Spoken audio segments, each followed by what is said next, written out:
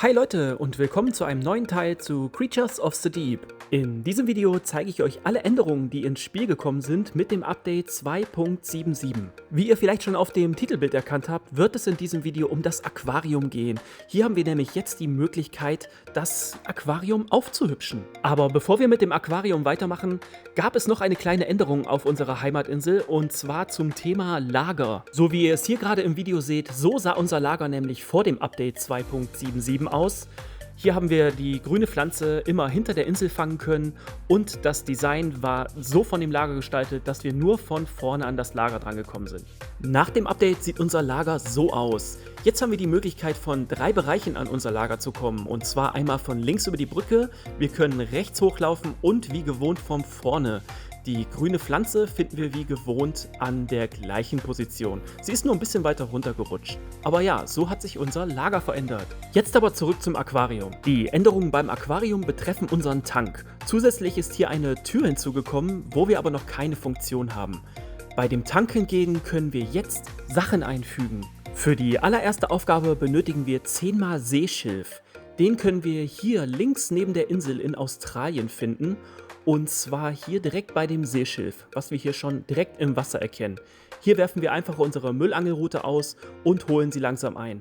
Alternativ könnt ihr alle Gegenstände einsammeln, die auf dem Wasser treiben. Mit hoher Wahrscheinlichkeit habt ihr hier auch das Seeschilf. Noch als kleinen Tipp, um die Suche etwas zu beschleunigen: die Schatten, die an der Wasseroberfläche treiben, sind ebenfalls das Seeschilf.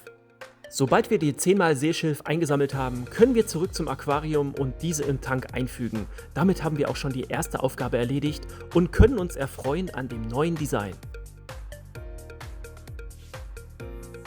Und so sieht das Ganze einmal aus. Wir laufen einmal runter, um es uns besser anzuschauen, und da können wir schon sehen, im Hintergrund haben wir jetzt Seeschilf gepflanzt.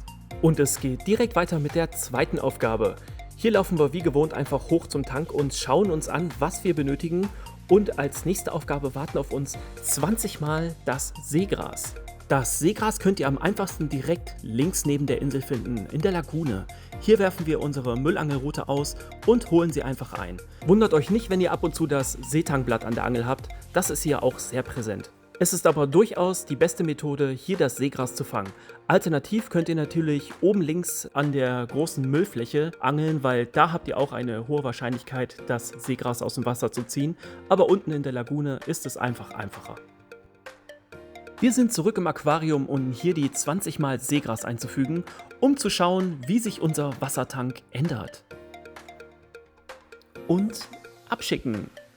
Und da sehen wir direkt, wie das Seegras in die Höhe sprießt. Und schauen wir es uns noch einmal von unten an. Und so sieht das Ganze jetzt einmal aus. Sehr schick. Kommen wir auch direkt zur dritten und letzten Aufgabe für unser Aquarium. Hier gilt es einmal 30 mal das Vulkangestein zu sammeln. Dieses können wir in Costa Rica finden, auch wieder direkt links neben der Insel bei unserem Vulkan. Hier rüsten wir auch wie gewohnt unsere Müllangelrute aus, werfen sie aus und holen sie wieder ein. An dieser Stelle haben wir eine sehr hohe Wahrscheinlichkeit, den Vulkangestein aus dem Wasser zu ziehen. Und sobald wir unsere 30 Vulkangesteine zusammen haben, geht es natürlich wieder zurück zum Aquarium und diese in den Tank einzufügen. Ich habe schon 20 vorbereitet, damit das Video natürlich nicht für euch so lange geht. Fügen wir die letzten Steine doch einmal ein und schauen, was sich ändert. Und da schießt der Felsen in die Lüfte. Ja, so sieht unser Aquarium aus, sobald wir alle 3 Aufgaben erledigt haben. Hier nochmal der Gesamteindruck vom Aquarium.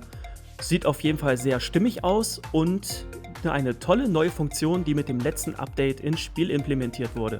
Die neue Tür, die beim letzten Update ins Spiel gekommen ist, die wir hier unten nochmal im Aquarium sehen können, die ist leider nach den 3 Aufgaben immer noch ohne Funktion. Aber vermutlich wird bei den nächsten Updates hier was passieren, dass wir dort reingehen können und eventuell das Aquarium noch weiter ausbauen. Daher können wir gespannt sein, was hier noch kommen wird. Das war's auch schon wieder mit dem kurzen Guide, wie ihr euer Aquarium nach dem letzten Update ausbauen könnt.